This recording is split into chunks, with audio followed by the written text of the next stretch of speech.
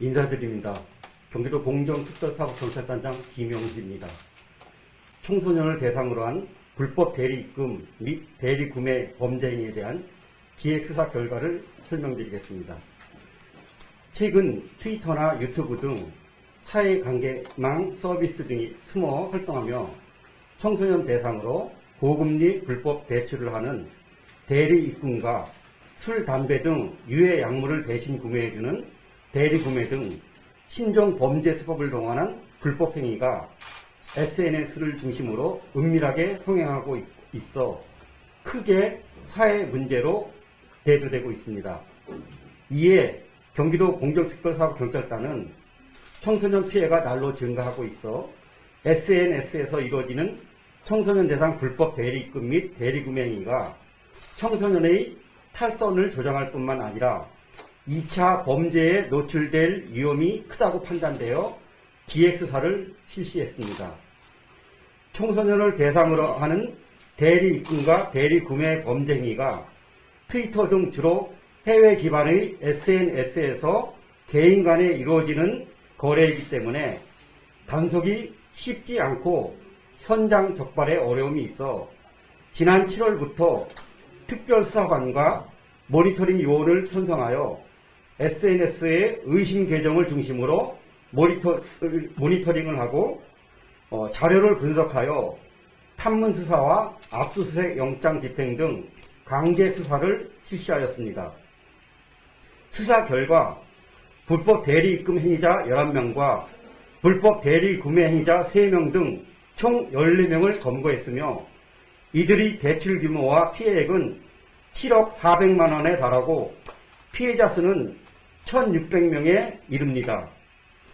현행 법령상 불법 대부업 행위는 최고 5년 이하의 징역 또는 5천만 원 이하의 벌금에 처해지며 불법 대리구매 행위는 2년 이하의 징역 또는 2천만 원 이하의 벌금에 처해질 수 있습니다.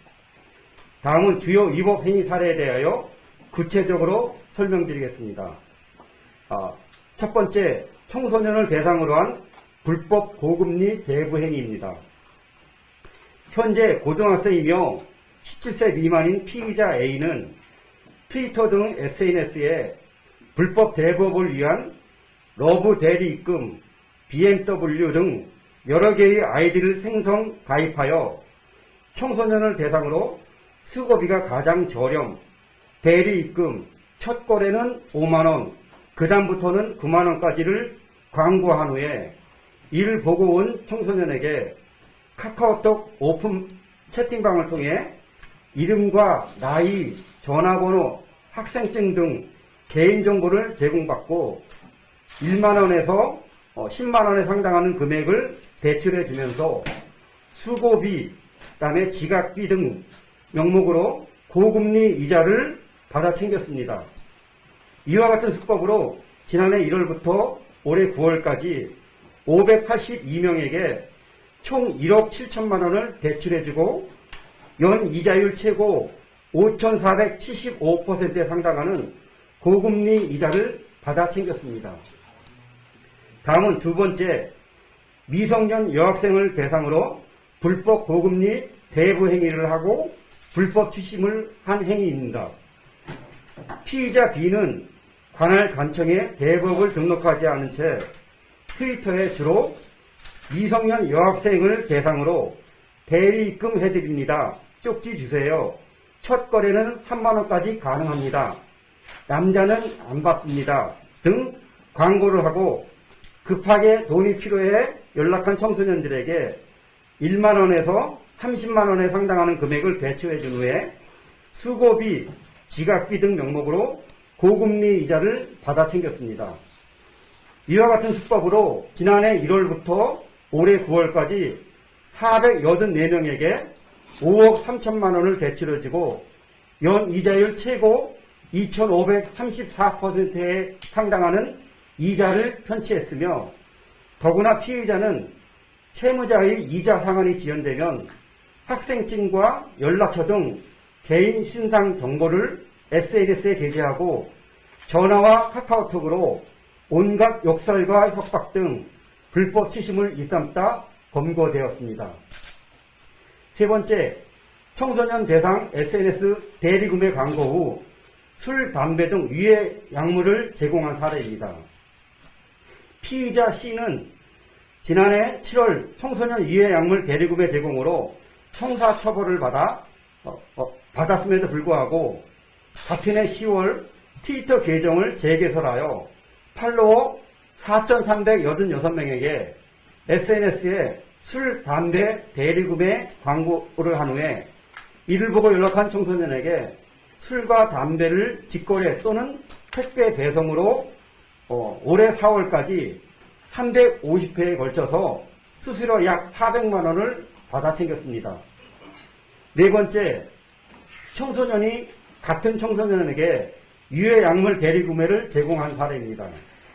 피의자 D는 16세의 미성년자로 용돈을 마련할 목적으로 트위터에 담배 대리구매를 게시하고 신분증 검사를 하지 않는 집 근처 편의점에서 담배를 직접 구입한 후에 대리구매 광고를 보고 연락해온 같은 또래의 청소년들에게 10회에 걸쳐서 수수료를 받고 담배를 제공하다 검거되었습니다. 또 다른 15세 미만의 피해자 E는 인터넷에서 담배 구매를 쉽게 구할 수 있다, 전자담배를 쉽게 구매할 수 있다는 사실을 인지하고 부모 명의를 도용해 전자담배 판매 사이트에서 전자담배를 구매한 후에 이를 대파하는 수법으로 120차례에 걸쳐서 대리 구매 행위를 하다가 검거되었습니다. 이번 수사 결과에서 드러났듯이 청소년을 대상으로 대리 입금과 대리 구매 행위가 아무런 제재 없이 SNS에서 버젓이 성행하고 있다는 사실이 드러났으며 수많은 청소년들이 범죄의 위헌성을 깨닫지 못한 채 낯선 사람에게 대리 입금과 대리 구매를 의뢰받고 있었습니다. 청소년은 장래에 우리나라를 이끌어 나갈 미래의 주인공으로 바르게 성장할 수 있도록 각종 유해 환경으로부터 보호되고 구제되어야 합니다. 앞으로 경기도 공정특별사법경찰단은 청소년이 빌리는 금액이 1만 원에서 30만 원으로 소액이지만 돈을 갚지 못하면 개인정보 유출, 폭행과 협박 등 2차 가해까지 갈 수 있기에 엄중하고 무관용 원칙을 적용하고 갈수록 진흥화되고 음성적으로 이루어지고 있는 온라인 커뮤니티 등에 대한 모니터링을 강화해 청소년 대상 범죄 행위에 대한 수사를 확대해 나가겠습니다. 이상으로 청소년 대상 대리입금 및 대리구매에 대한 기획수사 결과 브리핑을 마치겠습니다. 감사합니다. 네, 이어서 질의응답 시간을 진행하도록 하겠습니다. 질의가 올라오지 않았습니다. 그래서 잠시 질의가 올라오는 시간을 기다려보도록 하겠습니다.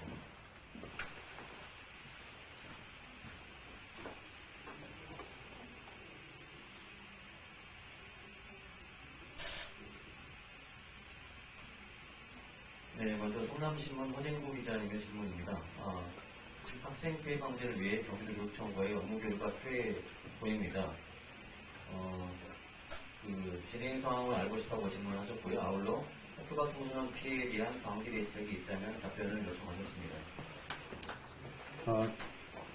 저희가 당초에 대리구매나 대리입금과 관련해서 관할 교육청에다가 저희가 협조를 구해서 학생들의 그 홍보, 그러니까 이를테면 대리입금과 대리구매에 대한 방지책에 대해서 홍보를 저희가 건의를 했고 또 이번 수사에서 교육청의 설문 과정에서 있었던 피해 사실도 저희가 적시해서 수사에 반영도 했습니다.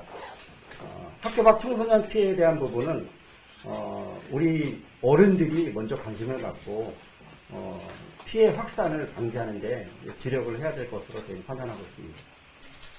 네, 다음 수원방송 419 기자님의 질문입니다. 청소년들이 소액을 대출한 이유와 용처가 나온 곳이 있으면 설명을 요청하겠습니다.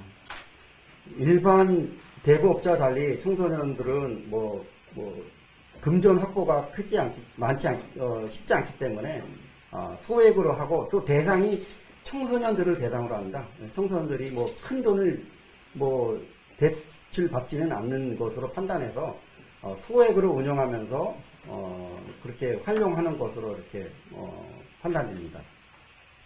박대국 기자님 추가 질문인데요. 피해자의 나이는 어떤지, 여학생만 대상으로 하는 사례는 이유가 무엇인지 설명을 요청하겠습니다. 대부분의 피해자는 미성년자 청소년들입니다. 특히 또 여학생만을 대상으로 하는 경우는